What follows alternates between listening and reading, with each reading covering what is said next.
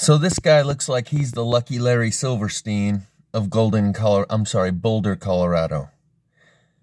In the fires that swept through there with the 80 to 100 mile an hour winds a week or so ago. As you can see, all of the trees are still standing. The ones without leaves, it's not because the leaves were burned off, it's because it's winter. Because these ones are still perfectly green. The other thing I want you to notice is that they're all equally burned, 100%, with a coating of white, what some people think is white phosphorus. But in typical fires, some houses burn 1/4%, some halfway, some 3/4. And in typical fires, the porcelain bathtub and the toilet don't burn because they were put in a kiln to begin with, to be created. They were put at high heat. So you normally see the bathtubs and the ovens and the toilets still remaining after a house fire. Not after these. So we're going to come back to this here in just a second. Here you'll notice the same thing. All the trees are standing and all the houses are 100% gone. This is also from those same fires that swept through Boulder, Colorado a couple weeks ago. Plasma fire, for sure. Just another example, same thing. House is gone, trees still remaining.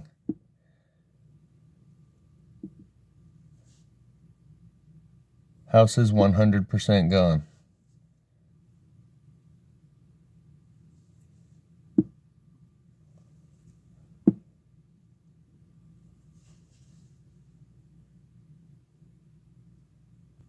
And so Jamie Lee covered the plasma fires in Colorado in a link that I included in the description of one of my previous videos that I will also include in the description of this one, so I won't go over that one too much more. What I want to talk about is the plasma fire in Kenosha, Wisconsin.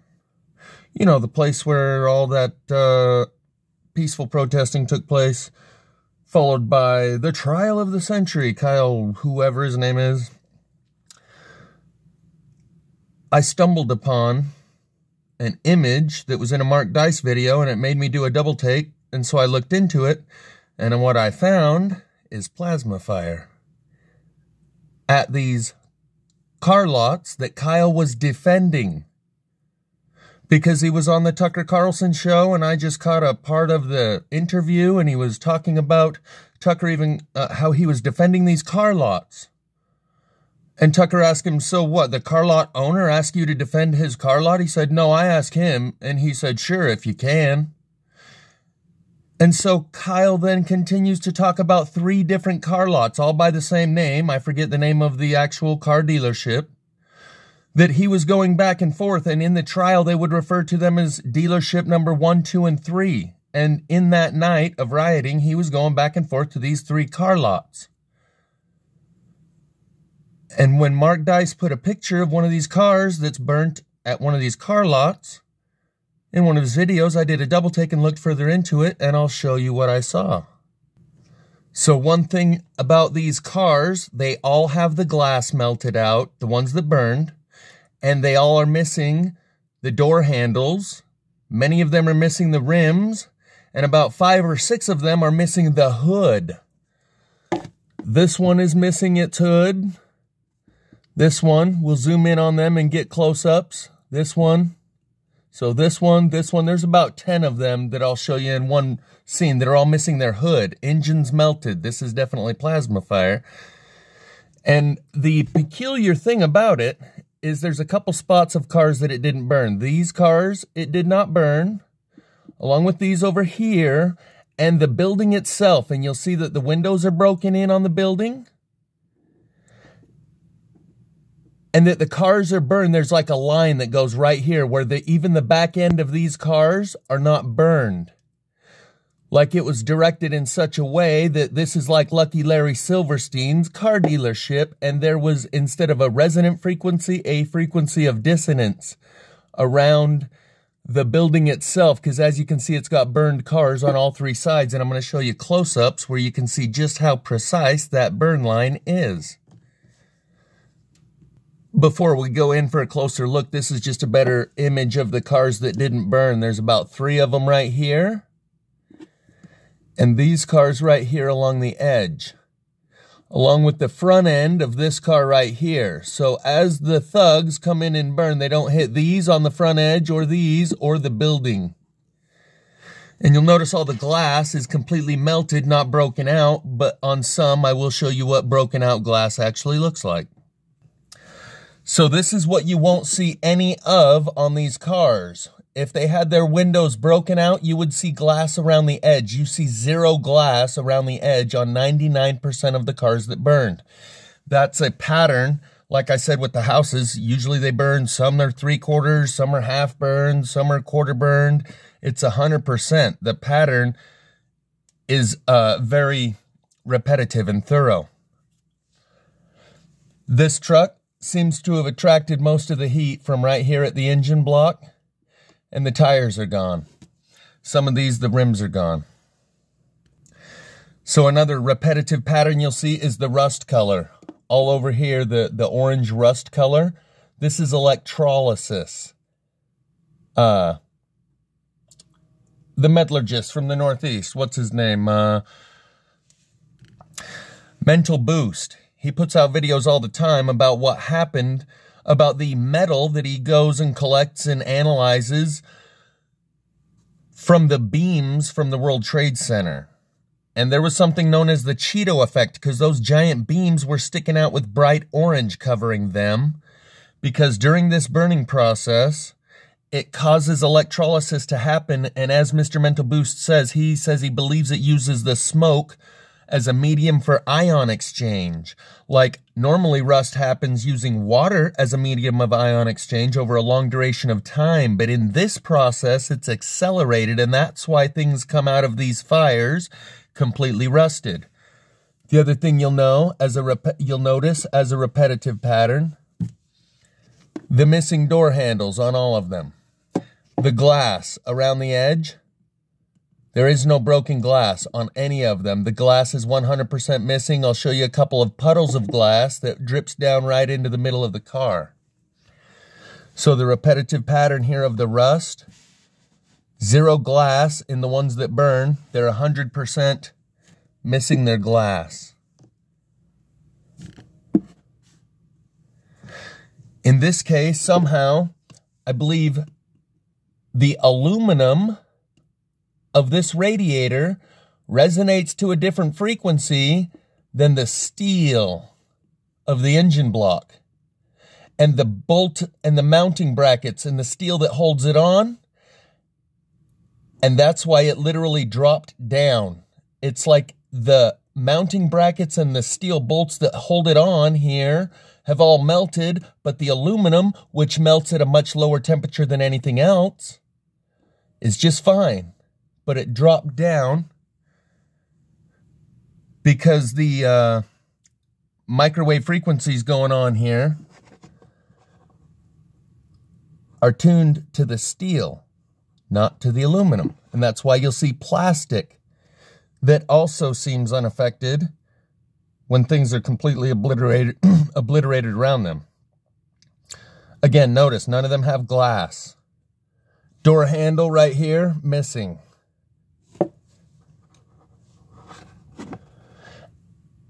And this energy, the melted plastic here, the car's missing all of its glass. The glass here melted at a super high temperature to melt glass, but right next to it is this plastic that barely melted and is dripping down onto the car right here that held the mirror on there.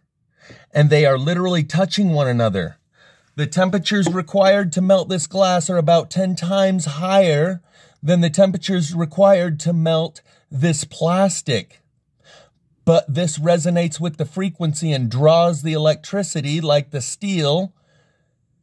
And this plastic remains unaffected. This is another classic signature of these plasma fires, like in California and everywhere else. They'll see that kids' toys, like the plastic kids' toys, are in the yard unaffected, unburned, while everything else burned clear to the ground. The plastic resonates at a different frequency. Garbage cans are remaining unaffected while everything else burns. The hood is missing. I think I've already gone over one or two where the hood is missing.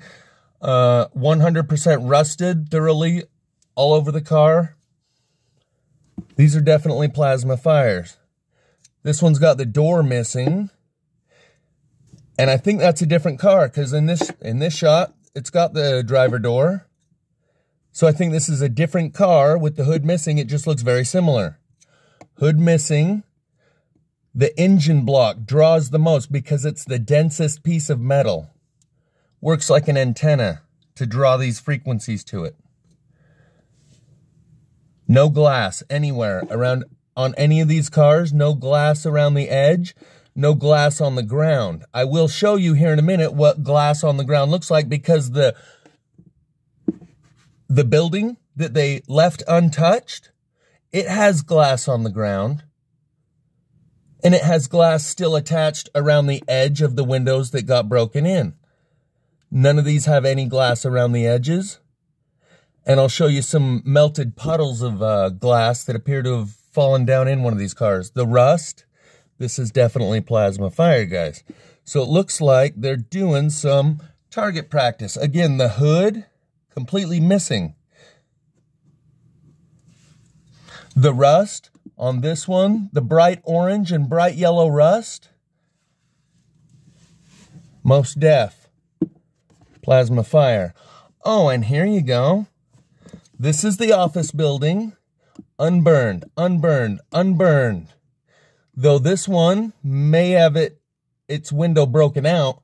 As you can see, they left the cars alone that are right along the line of the building, and I'm going to show you this more clearly here in a moment. This one has its window broken and you still see the glass around the edge up here. That's what windows that get broken in by thugs look like. The energy that made the fire drew a line over here somewhere. And you'll see one of these cars is literally burned on the front half, untouched on the back half.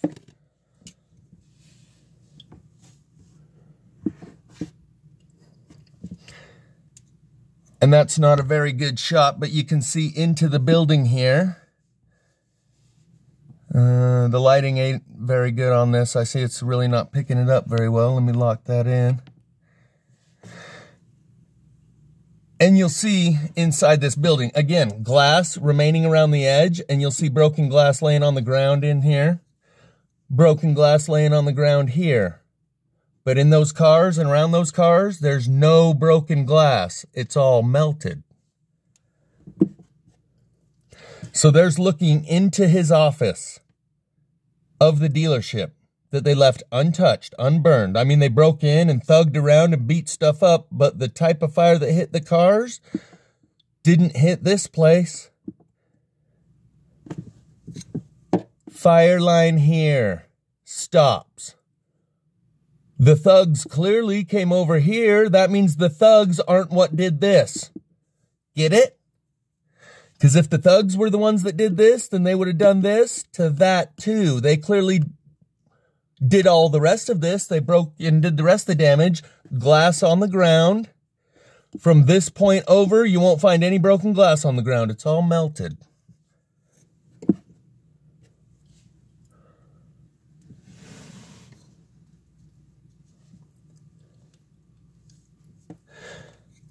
So I believe this is the car that we started this looking at, the back of that line of 3 unburned cars. There's a pile of melted glass right here. Cheeto effect. That was Judy Woods, who also gave us the terminology dustification of the Twin Towers using some sort of exotic weaponry. She gave us the terminology the Cheeto effect regarding these giant iron beams that stick up out of the rubble that George Bush said, oh, they'll hear us soon. And these giant iron beams behind him are so rusted, there's no way they were like that before the fire. This is a different type of fire. There's a more of a close-up of the melted puddle of glass right here. This is all melted glass right here, but it's not very clear, so I'll move on. But this is a different type of fire. Like cavemen discovered fire, and we're still using that original type of fire in these internal combustion engines, right? That discovery of fire took us from cavemanery to what we are today and use in our jet airplanes and our cars. And we use them like time machines. You can do 100 miles in an hour if you floor it. The technology is there in the machine, barring legality. So that's like a time machine. 100 miles would have taken like a week. 8 hours of walking a day. If we could learn to harness this new type of fire, the way we learned to harness the original fire, it's the kind of stuff that would take us to the stars. But people are afraid of it. People are ignoring it. But as you can see, the hood is missing because the engine block draws the most amount of energy. Whether it melts the hood right off, obviously, apparently. Again, no glass on any of them. Even around the edge where if it were broken windows, there would still be glass remaining around the edge. There would be glass down here on the ground. There's none of that. You can see the cords of the tire right here. These work like antenna. Remember that because I'm going to show you some of the Eastland patents that are the stuff of the book Angels Don't Play This Harp and Under an Ionized Sky by Ilana Freeland. They describe the technology that's used in these processes.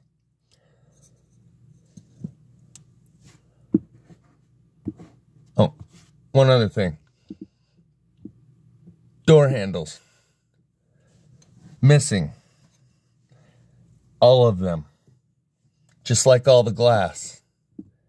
Because whatever metal these door handles are made out of, it resonates to a specific frequency enough, and the temperature, the melting temperature is at the low enough point that they completely disappear. But that radiator made out of aluminum apparently doesn't radiate and resonate at the right frequency to draw the energy. So it lets the steel around it melt while the aluminum that melts at a lower temperature than steel stays intact.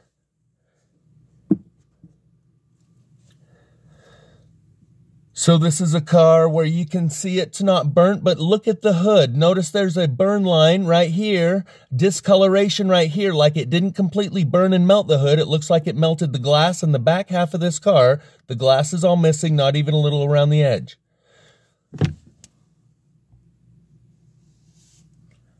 But the engine block drew more energy. And you can see a burn line that runs right along the line of the brake of the hood. I've seen this also on tailgates for pickup trucks, where there'll be a burn line that leaves a perfect 1-inch space between the edge of the brake where the tailgate hooks onto the truck. And then over here, I'll bet it's the same thing. Completely unburned on this quarter panel, and the line of heat difference right there, if it were regular fire, that would not occur.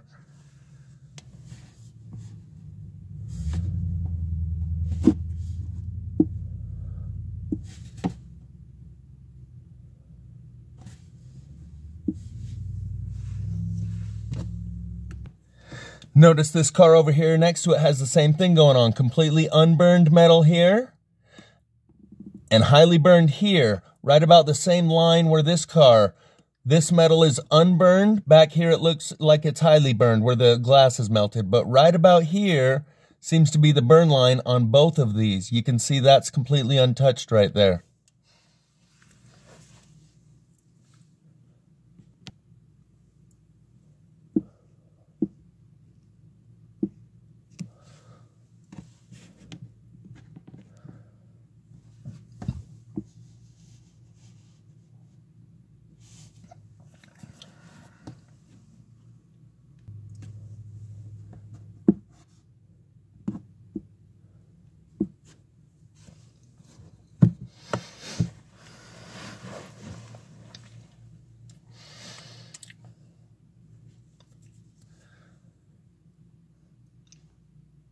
And this is a third one. I thought I paused the video, my bad.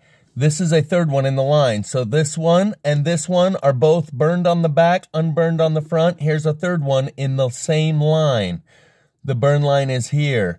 The back tire is completely gone. These steel belted radials, the steel cords work like an antenna.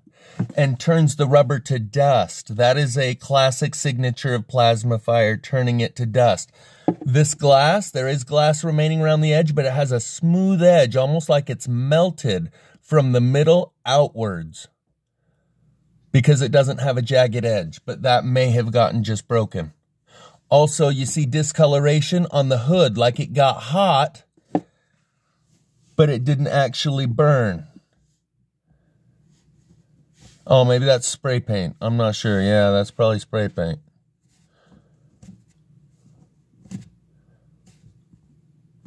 Again, that looks like it may have began to melt.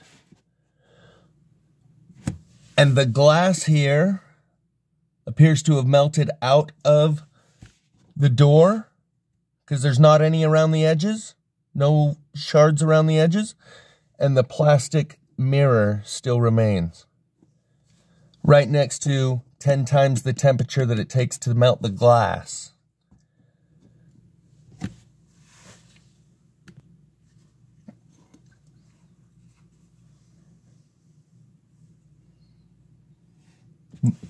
And this one behind it, you can tell its engine block drew a lot of energy, and it's even missing the quarter panel over here that normally covers that rim right there.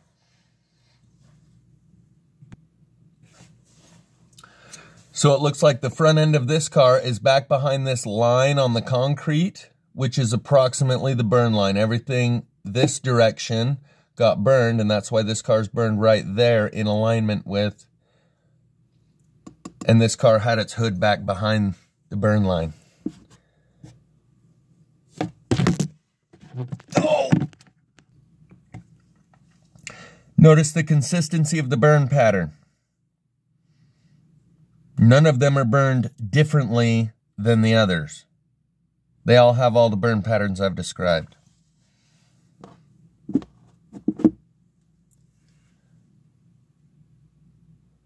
The rust. The missing glass. So I'll bet you didn't know there was a plasma fire in Wisconsin. The missing rims.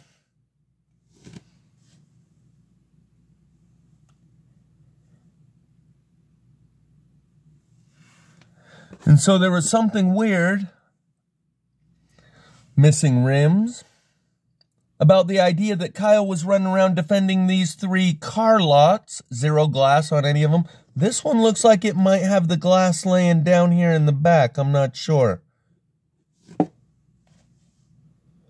But either way, there's a consistency here of the rust. Severe rust, bright orange, and no glass on any of them. That's consistent. That's like 100%. You can look clear back here into the lot of all the different cars and see right through all of them. That alone is enough, the melting temperature of glass. I've looked at enough of these, and I'm gonna include a little collage of some of my previous videos on this subject for the newcomers, but I know that some of you are recognizing it. Now this burn signature, if that's what it is very, very interesting. As you can see, this car burned on the front, and there's a straight burn line right there on that front quarter panel, on that front fender. And fire is no respecter of boundaries between the 2 plates of panels. Also, whatever took the paint off of this in that fashion, it's almost like a lightning bolt, like a electricity. I don't know what happened there. I have no clue. It is a very interesting burn mark, if that's what it is. But this is another one of those cars that only burned halfway, the front half. But it appears it got all the glass too.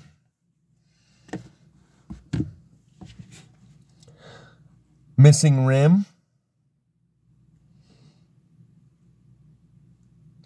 Imagine pouring 500 gallons of fuel, or 50, or however many you want. Heat rises. heat rises. So even if you soak this car in gasoline, 50 gallons inside, soak the outside, poured a bunch on the ground, the only heat that's going to receive is from the fire directly beside it. And heat rises. Heat doesn't go to the side. There's nothing below that rim. So the melted rims also alone by themselves are enough to prove this isn't your normal fire.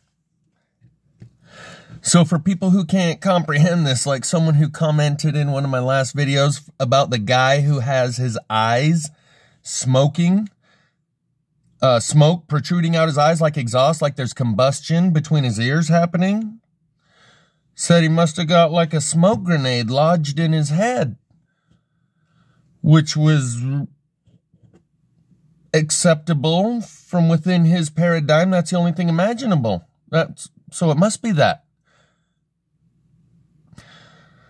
But of course that's not what it is, because as soon as that hit him in the head, it would have dropped him. He wouldn't have taken a single step. From what I could see, it seemed almost painless, like the level of energy that he was receiving is so high that it's beyond your body's sensors' ability to register it. Just like your eyes, your sensors, your optical sensors can only sense between violet and red. They can't see into the ultraviolet or infrared.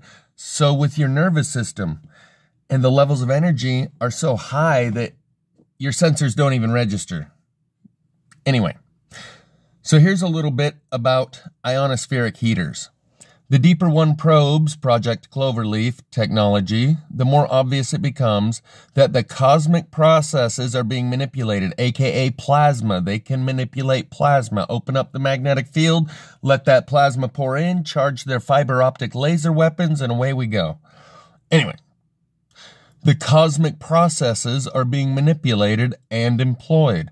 For example, Eastland's patent, published in October 11th, 2007, claims that high-frequency ionospheric heaters can create artificial plasma regions in the atmosphere by means of cosmic particle ignition, sort of like hotspots utilizing ionization trails of cosmic rays and micrometeors, thus lowering the power requirements for telecommunications, weather control, lightning protection, and defense applications. Dam up one of the 5 atmospheric rivers of vapor in each hemisphere, rivers that are 420 to 480 miles wide, 2 miles above the Earth, and move 340 pounds of water per second toward the poles, convert the flow of electricity, and steer the jet stream to dump masses of rain on a pre-designated geographic area, such as Storm Frank in England in December. These are just random excerpts. They do not coincide one with another. As for how ionospheric heaters work, picture-focused radio waves generated by phased array radar units striking a targeted area in the ionosphere to ionize or heat electrons. That's how your microwave works, by the way. That's how it heats the electrons in the water of your coffee or whatever. So HAARP's ionospheric research instrument was constructed with 180 antenna towers in a grid of 15 columns and 12 rows, with 2 dipole antennas atop each tower. Beneath the array are the transmitter shelters, each housing 12 diesel-powered transmitters capable of generating 10,000 watts of radio frequency power each, with the ability to focus 3.6 billion watts on a single point. Steering this focus and its pulse transmission agility constitutes the secret power of HAARP, according to Eastland. So that single point to where they can direct 3.6 billion watts might be between that guy's ears, but the guy who says it must be a smoke grenade lodged in his head doesn't imagine. He can't imagine 3.6 billion watts being able to be steered and focused. So he imagines it must be a smoke grenade lodged in the guy's head. Told him, no, man, a smoke grenade puts out much more smoke than that, and the only way to get into his head is through his skull or into his eye socket, and his eye sockets are too small. So that would have dropped him immediately.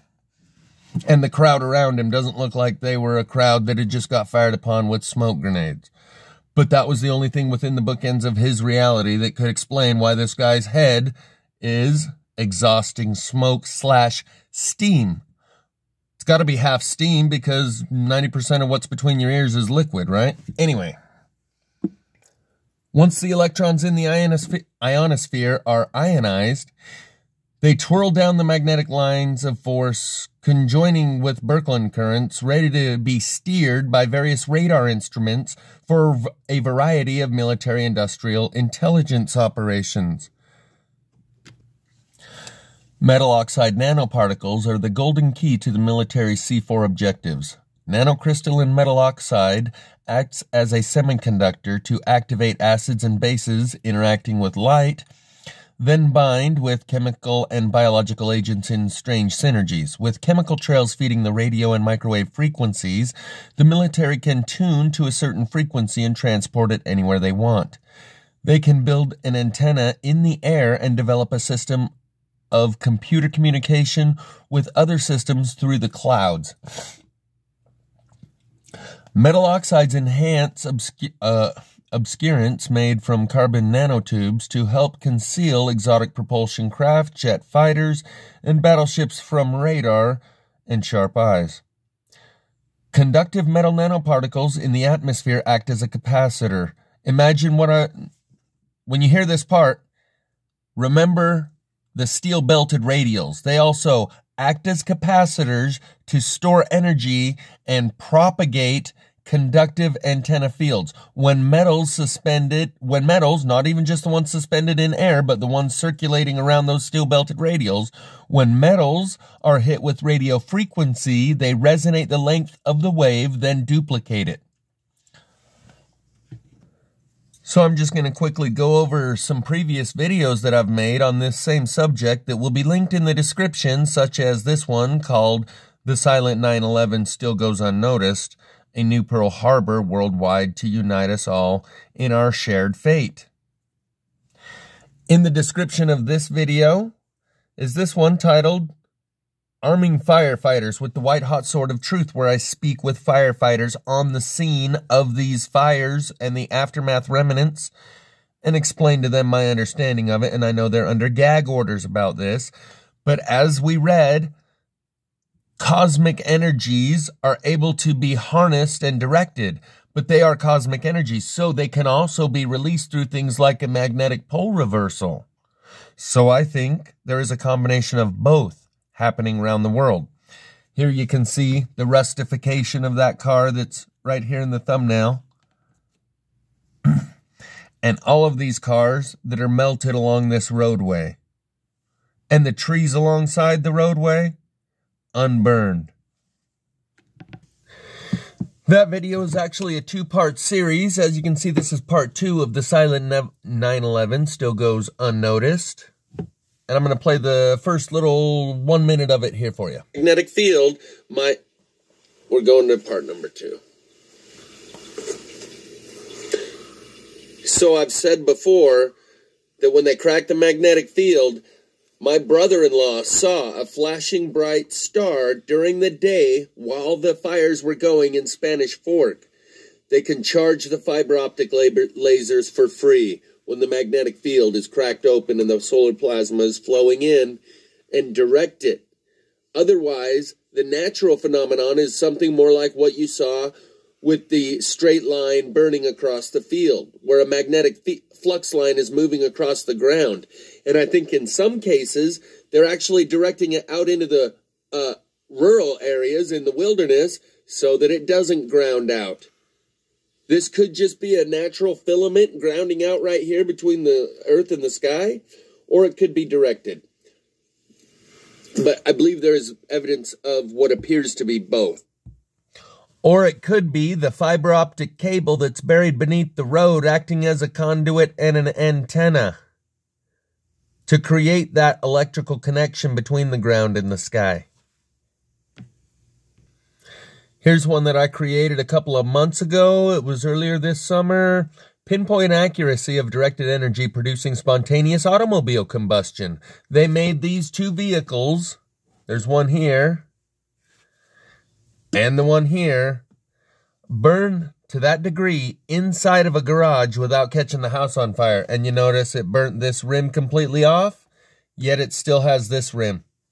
And I think it reproduced the same effect on the other vehicle. There's a little better lighting. Missing the glass, completely melted out. Some contents within the vehicle remained unburned. Like a stuffed animal and a teddy bear, some clothing. That will also be linked in the description. Also linked in the description is one that I made this summer called 9-car plasma-powered pile-up, which appears to have the same burning process in the middle of a tropical storm, a downpour of rain, and these cars turned to plasma-fired piles of melted junk. There's also Lytton is the new paradise, Lytton, British Columbia. But then you have to ask yourself, Paradise, California or Paradise, Kansas? Now that it just happened again a couple weeks back in Paradise, Kansas.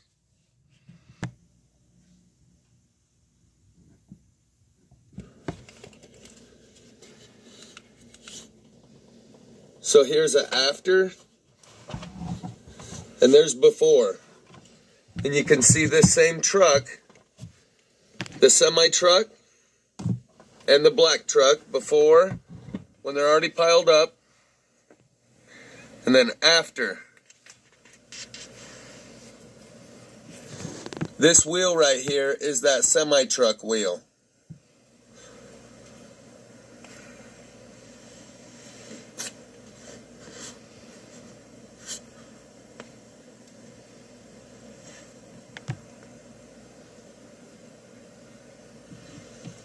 So you can see that they all crashed there. And as this truck is a Facebook video by Ricky McCall, as he's driving by, you can see big plumes of smoke coming up. And as you can see, their engine block suffered more. I'm going to talk more about what I think this is.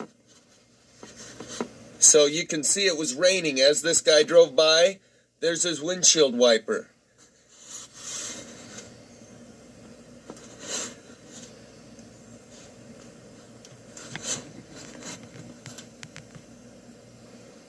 Again, the windshield wiper.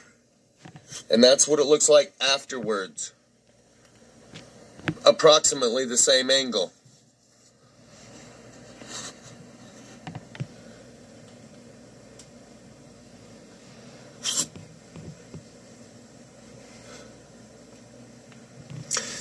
So, now here's a picture of a car, and as you'll see, it's missing its rim on the back. From the recent protests in Kazakhstan. Here you can see it during the burning process. It looks like it's burning up here, like in the engine block area still, but the rim has already gone.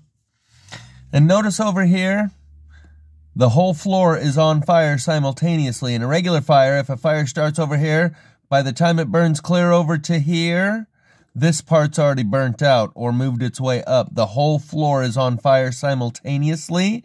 And over here, you can see it jutting out as if it's using that building like a cylinder, like a compression chamber. And this flame that's shooting, what do you figure that is, 100 feet out the side of the building?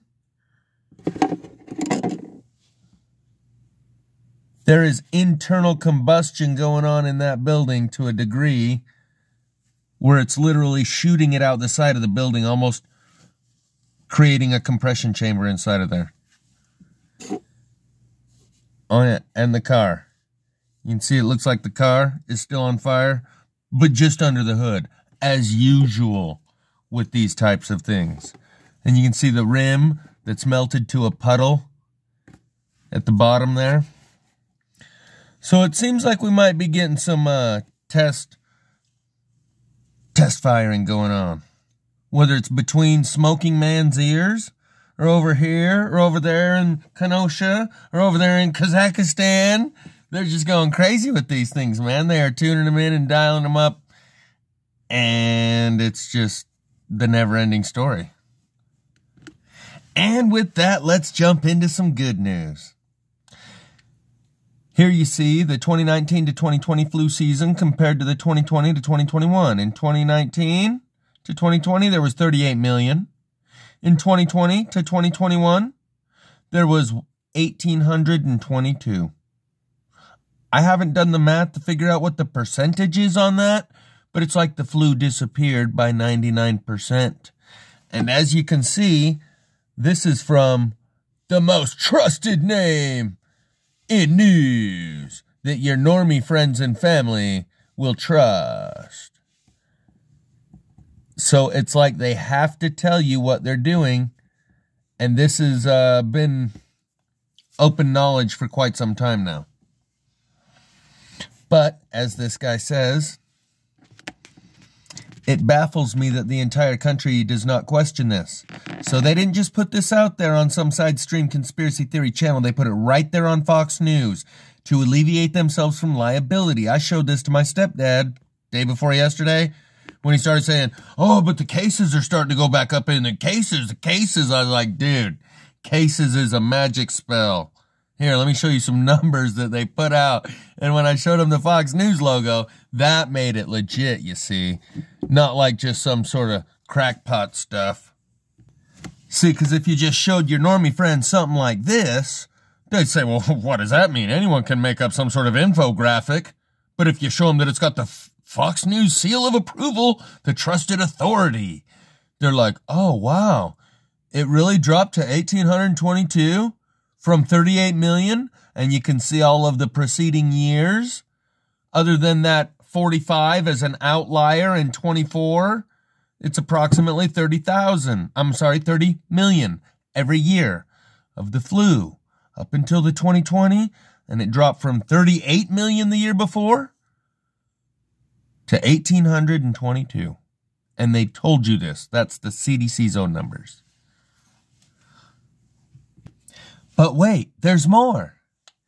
So there's these purple streetlights that are popping up everywhere. Minnesota, Kansas, New York, Kentucky, Florida, Maryland, North Carolina, Wisconsin. These headlines are from newspapers in all of those cities. At first, they claimed it was a manufacturer malfunction, and that these lights, when they first installed them, were white and then they turned blue. Actually, they look more like black lights because they're actually purplish blue.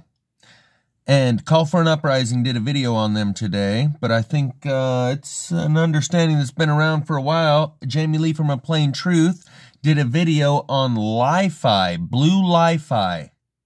Like, fiber optics transfers information through a cable using light and embeds the information within the light, but this is a wireless version of that same thing called LiFi.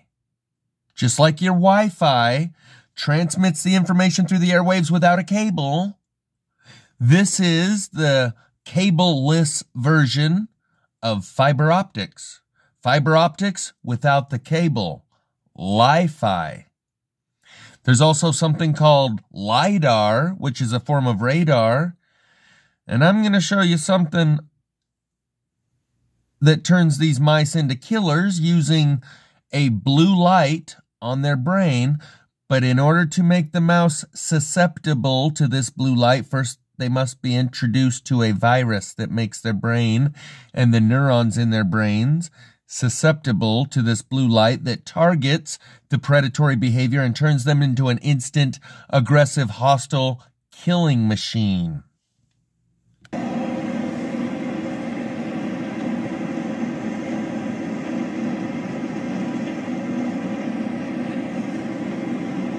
It may not be coming through, but these are purple lights. And here comes a news report about them. That's right, Patrick. When they were first installed over a year ago, they were a normal white color. Now, as you can see here behind me, they've changed to a purple-blue color. If you're driving into Milwaukee on I-43, your eyes aren't deceiving you. The lights really are different colors. Some white, some a purple, even blue hue. It may look a little mysterious. The Department of Transportation says the moody lighting was not planned. We had installed a number of new lights over the past number of years, and there was a batch of the lights that were produced and shipped to us, among others, that were flawed. The DOT says when the LED lights were installed about 16 months ago, they gave off the normal white light, but within a year, their true colors started shining through. Almost every day, there would be 2 or 3 more lights that would suddenly shift over to that off color. Now more than 400 lights with a defect in southeast Wisconsin will all have to be replaced. The DOT says once they identify how many lights are defective, Duke Energy, the company that made the lights, will pay for new ones to be installed. They do put out the same amount of light, so from safety, it's still lighting up the roadway the way that we want it to. So, you know, here in the urban area, you're still getting a properly lit freeway. What you're not getting is the right color coming out. The right color. Definitely a different look. Caroline, Different this isn't look. just happening here. So he laughed it off. You're just not getting the right color, that's all. Oh, it's definitely a different look.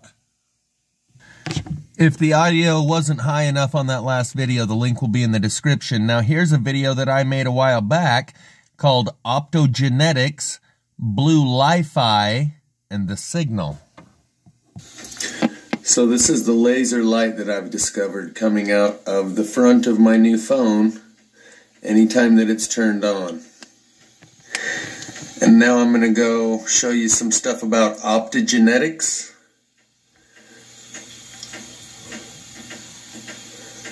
And what this could actually be. But right now I'm going to back away and you notice the flicker rate will decrease. But here I'm getting closer. There, it's direct on the camera lens. As I back away, you can see the flicker rate is high, and then it'll decrease and get slower. There you go. And as I'm backing away, the lights are out in my bathroom, and it goes out of sight at the edge of the counter. As I'm about to turn the lights on, right here, it just went out of sight. That was at the edge of the counter, right here. With the lights on,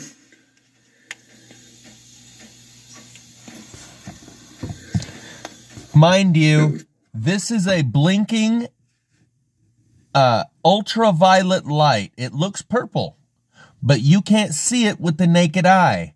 The only way I was able even to see this is because I record phone to phone. And I see it in the video. And I look at it with my naked eye and I can't see a blinking light right there. So it's showing that the camera picks up things that are not within the range of our normal perception. And to that, I'll give you a little teaser.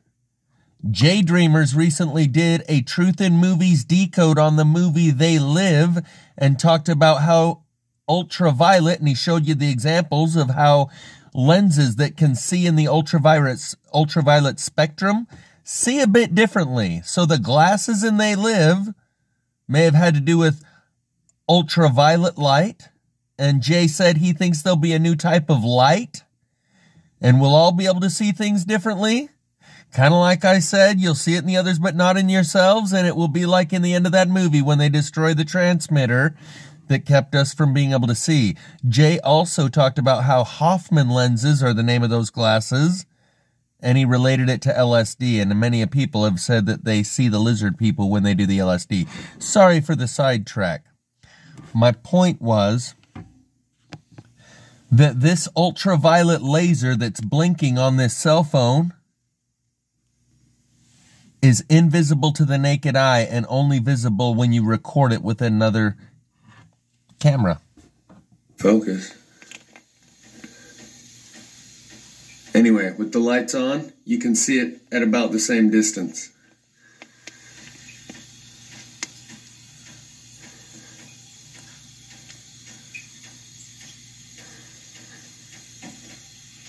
And this is going right into your optic nerve, and that's about the edge of the counter where you lose sight of it. And because it's ultraviolet, it might be kind of like those lasers that they use to take your temperature, which actually goes right through. You see how it increases flicker rate right there. Goes from quick to slow at that distance right there. From slow to quick. And then I'll back up a little bit and it'll go back to slow again.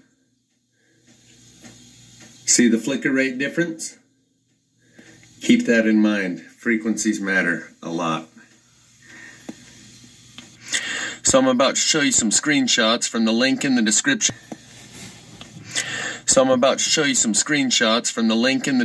That includes a video, a 1-minute 38-second video, along with an article written by the Washington Post, titled "Scientists Use Light to Turn Mice into Stone Cold Killers." And I'm going to show you some images from that video here in a moment. And just as a side note, a movie from 2007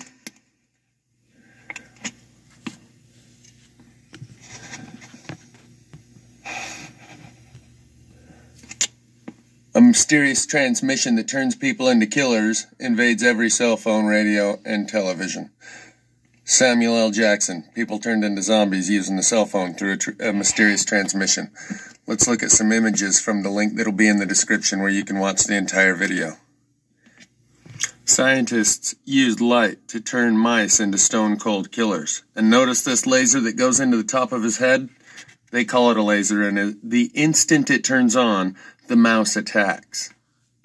And they show you multiple objects where right now the light is turned off and the mouse shows very little interest in this inanimate object, a piece of wire.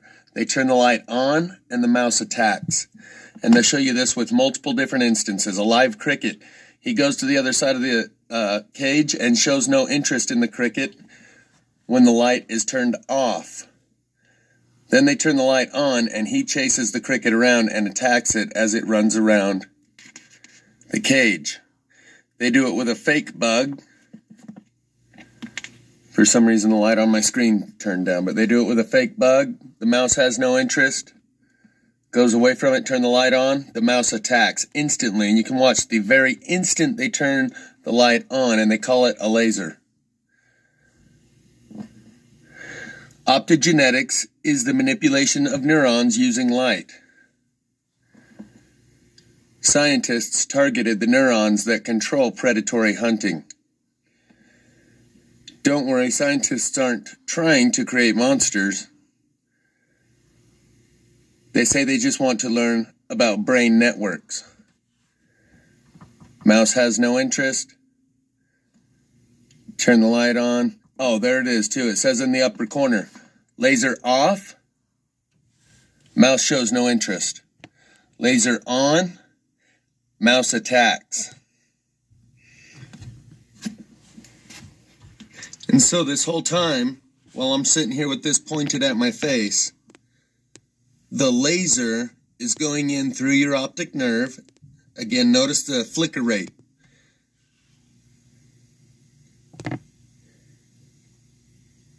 It doesn't do it here. It was doing it before. I'll talk about the flicker rate later. But I'm going to turn the phone off now. Show you how.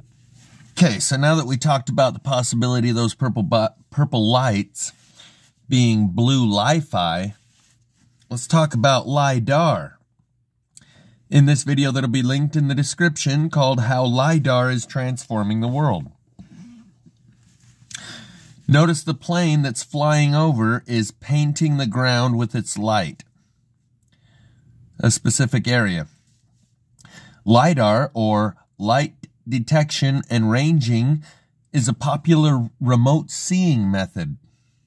This remote seeing method, from what I understand, might have even been outlawed because they did it like going over the rainforests to try and find, like, you know, pyramids that are underneath the canopy of the rainforest jungle, and they can tune this type of LiDAR to be able to see right through the canopy and all the trees and the overgrowth and the vegetation like an X-ray, and be able to see the underground feature, or the features of the ground that is beneath all of that overgrowth and vegetation, to find those old pyramids and cities that have been long lost and forgotten.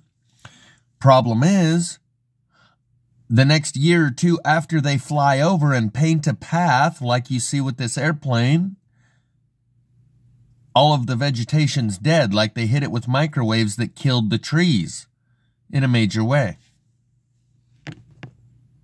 So LiDAR, or light detection and ranging, is a popular remote sensing method used for measuring the exact distance of an object on the Earth's surface.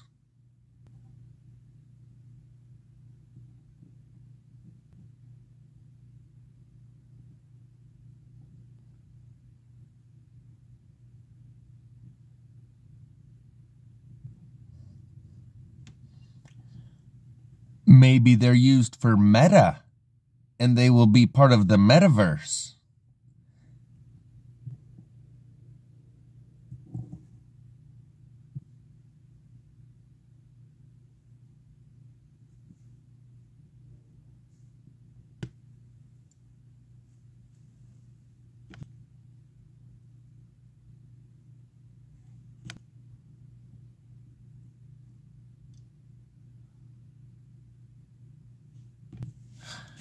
Now, Call for an Uprising did a video today about those purple lights, talking about how they are the black light that makes the luciferase glows for the people that got the jab sauce, and you can go ahead and check that out in the description. I'm trying to talk jive so they can understand, you know what I'm saying?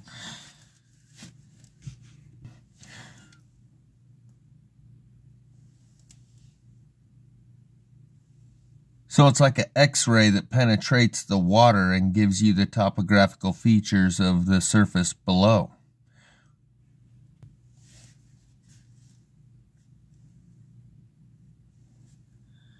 Huh?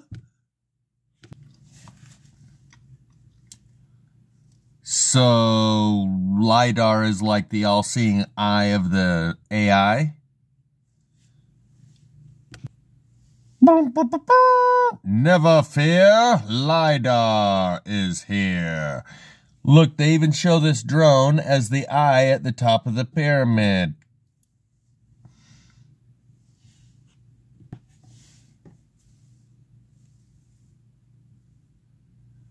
LiDAR has electrolytes. Again with the all-seeing pyramid imagery. Surveying, you mean like surveillance? You mean like that's why it's on the freeway at all the checkpoints and the bottlenecks and the interchanges? Whew. LiDAR is just used to survey projects, not people. Wait a minute, that other image, it showed you the people looking like Neo from the Matrix in the neon green digital, but they probably don't outright say that, but they embedded it in the image that I showed with the first pyramid and the all-seeing drone. So it is collecting massive amounts of data, but it's just being used to, you know, create 3D models for roadwork projects and stuff. So like after the Internet of Things with the RFID tags and the Internet of People, we can have the Internet of Terrain. And archaeology, they're just helping the archaeologists. Like I was saying, look through the canopies of the rainforest so they can find some, you know, old bones and stuff. That's all. So you can fly a plane over, and mapping of large-scale swaths of land by flying a plane over the top of that land that's holding still, or you can place the LiDAR in a stationary location, and as the car passes underneath at 60 miles an hour, it gives you that type of a detailed image of everything inside. I'm just swinging for the fences here, taking a wild guess of how it might be used. and what those purple lights are. So I'm like, they're just mapping the world to upload it to the metaverse. No big deal, right? But then I'm like, they're mapping us when we go under the streetlights. Hey. Hey. And now here's something you're really going to enjoy. So what he's going to put down here is a praying mantis. It's dead, yet the legs are still kicking. Notice this. The legs are still kicking. Let me turn down the volume.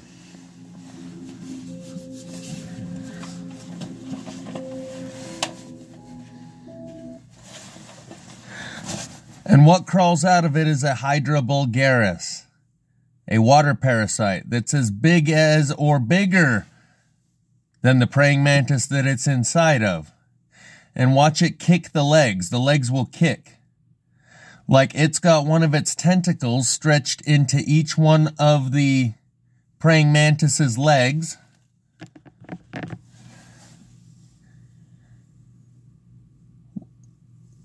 Watch, see it kicking that leg right there?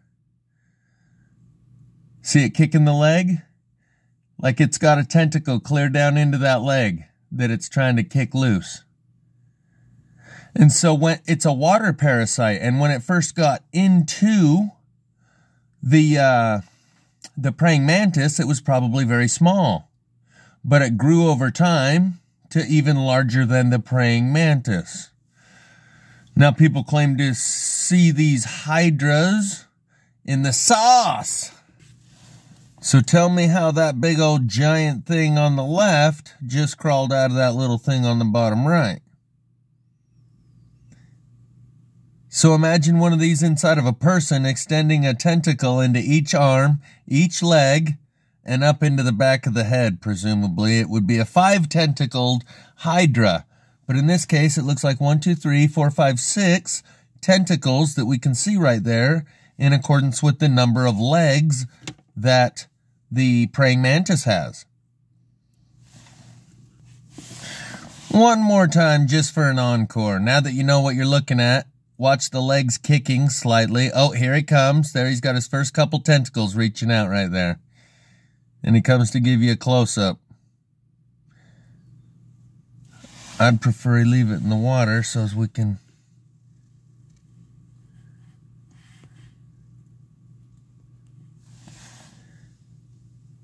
see the legs kick.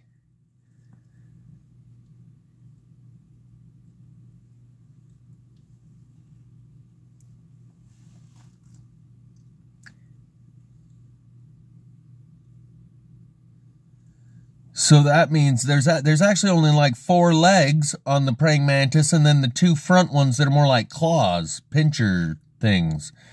This thing had a tentacle up into both of those pinchers, as well as the legs that are kicking right there. Trying to kick his leg.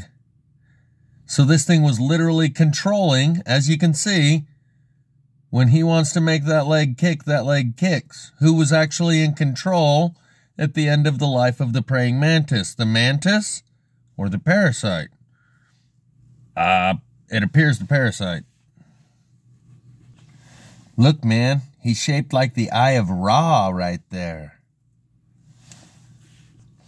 My point was that probably most of you have already seen the videos online about the little squid looking, or like a cross between a squid and a spider looking organism discovered under the microscope on the slide in the sauce that comes in the box that goes in your arm.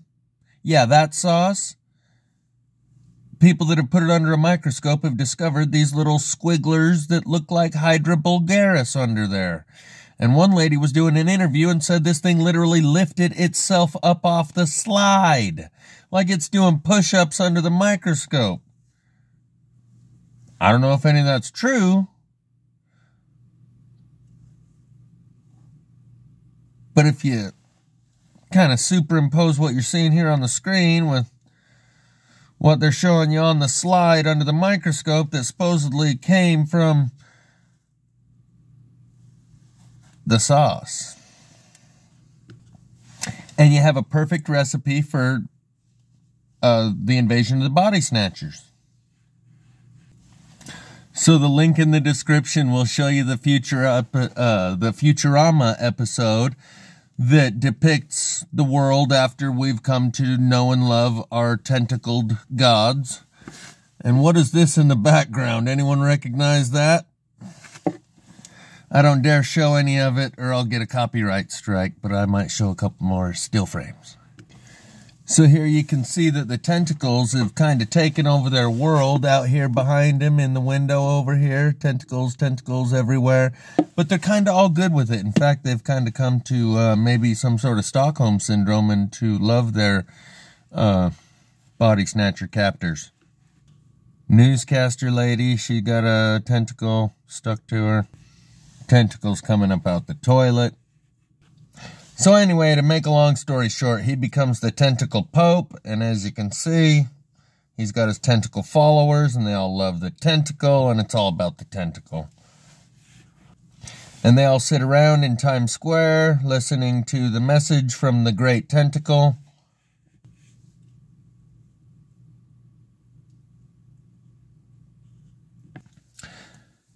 So like when I was saying in a recent video about Nuremberg 2.0, it looks like it might be cracking in Kazakhstan, but don't buy into all the hype because it looks like it was artificially flavored just like that shit in Kenosha, you know what I'm saying? When I show you those plasma fires in Kenosha at the heart of that trial of the century with Kyle and the whole fanfare all around it, it's just about like 9/11 where there was, the only thing people saw was buildings that got hit by planes. Until 20 years hindsight. Now a lot of people can see that. Yet here we had Kenosha. Granted, that car lot and those cars didn't get as much coverage, but even if it did, can people even see this for what it is yet? Or do they still see planes hitting buildings when they see these car fires? Anyway, that Nuremberg 2.0 that's looking like it's popping off in Kazakhstan looks like it's artificially flavored, just like Kenosha. So if the event in Kenosha itself was artificially flavored, obviously the aftermath and the trial and all the drama surrounding it was probably controlled narrative as well.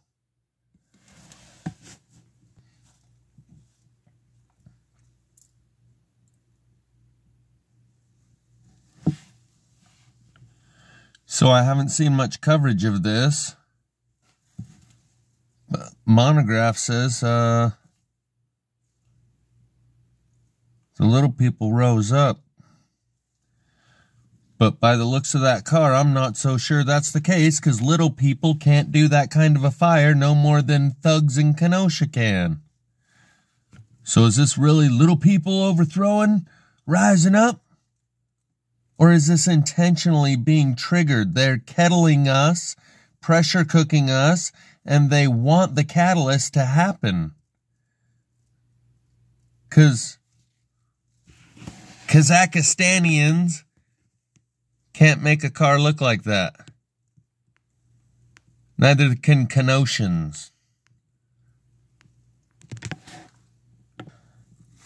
And because people often only remember the first thing and the last thing that they heard, so it's good to sandwich some bad stuff in between some good news slices of bread.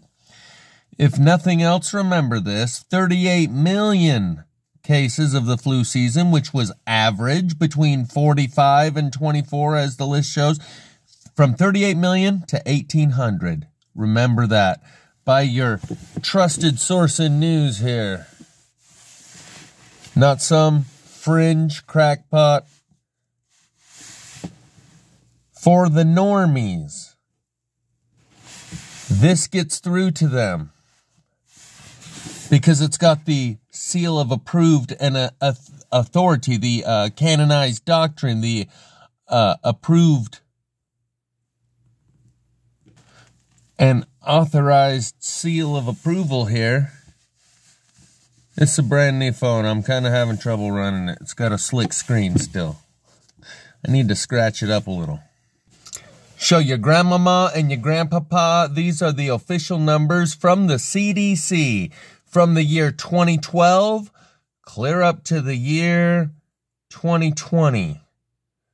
Ranging from 24 million to 45 million.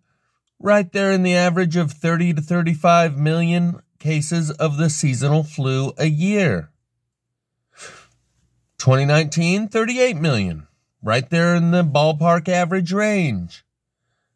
The next year, that dropped to 1,800. Do the math, figure out what the percentages is. Let them know where the rest of those numbers really went. And that they put this in front of you and tell you, they have to tell you. My stepdad said the other morning, he's like, oh, cases are cracking out. I said, dude, they told you. They got right up on a podium, and when someone asked them what COVID cases are, they said, one, if someone clearly died of other causes, but we test them and they test positive for COVID, it counts as a COVID death. And if someone, I think just the other day, Fauci himself said if a kid comes in for a broken arm or appendicitis, that was Fauci's words. If a kid comes in for a broken arm or appendicitis and we test him for COVID and he comes up positive, that counts as a COVID hospitalized person. Not just someone who tested positive, someone who, by the appearances of someone who would read that statistic, would believe that that person is in the hospital because of COVID, not because of the broken arm or the appendicitis. Fauci himself said that within the last couple weeks. So they've admitted what cases are and what COVID deaths are, even if it's clearly from an alternative cause like a gunshot wound or a car accident, she said. Something to that effect. So they put this in front of us. They have to tell us right there in the mainstream, whether it's because it alleviates them of some sort of liability or to tell us just enough to get those that were paying attention to be able to see it and to filter out those that aren't for whatever reason. There it is. You need no more proof. Let the normies have it, but give them the Fox seal of approval because that's the only thing that gets through to them. But at this point, someone who actually took it in the arm would look at these numbers and rationalize it and explain it away. They'd say, it's because we were wearing masks. And the masks worked so well that they got rid of the flu. But, well, then why didn't they get rid of the vid? But because the vid is smaller than the flu particle. They would just pull this shit right out of thin air because it's mind control they stuck in their arm. They'll never be able to reconsider whether or not that was true and what the facts were and what was actually occurring because it would cost them too much to reconsider what they did and accept that they got.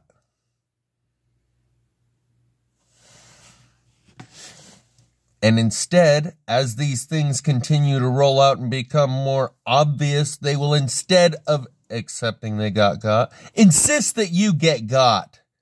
Because that feels much more easy and convenient and comfortable to them than to do some introspective work and work on themselves.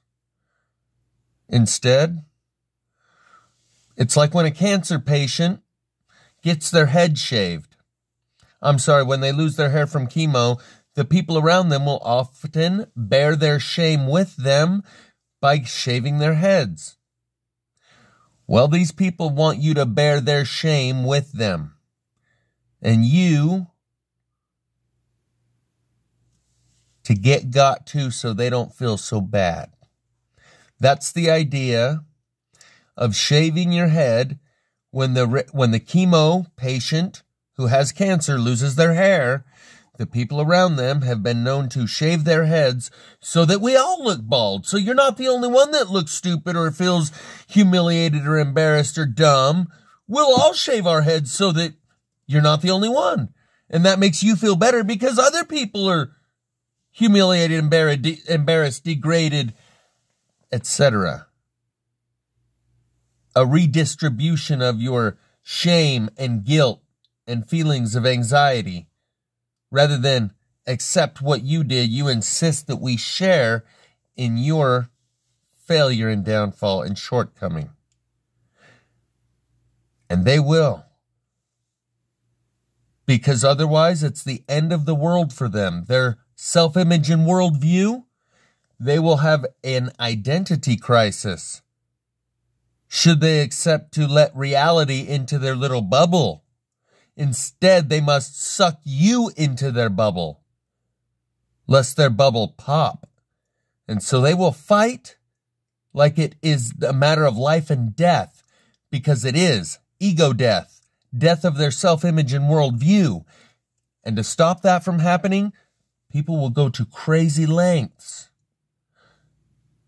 Like saying, justifying, doing whatever it takes to get you to join them so they don't have to look at themselves. Because every time they look at you, it's the third mirror of the 7 sacred mirrors of reflection. You represent something that they once had but lost, gave it away, or had taken from them. That's the third sacred mirror. That which you once had but gave it away, had it taken from you, or you lost it somewhere. Or occasionally you never had it to begin with. You also represent the second sacred mirror. That which you once were, but no longer are, so you hold a strong charge against. You look at the normie that way. You once were naive and ignorant, but you no longer are. So you hold a strong negative emotional charge towards those who still are that way, even though you no longer are. And they look at you the same way. They were once free and independent to think for themselves and had their own free will and could exercise it and their own creativity and their own character. And since they gave it away, they no longer are that way, so they hold a strong negative emotional charge towards those who still are that way, a free-range human being like they once were. That's the second of the sacred mirrors of reflection, which is when you can't stand something about someone, but it's not actually them. It's that they are reflecting to you something about yourself that you can't stand. The normies, they can't stand you on the level of the second sacred mirror. That which you once were but no longer are, so you hold a strong negative emotional charge towards those who still are that way. We hold it towards them because we were once naive and ignorant, but we've changed our ways, so now we hold a strong negative emotional charge towards those who still are that way. They hold the same charge towards us. They were once free-range human beings with independence and free will, but they no longer are, so they hold a strong negative emotional charge towards those who still are that way, like the truthers. Likewise with the third of the sacred mirrors, we reflect to them something that they once had, but lost, had it taken from them, or they gave it away.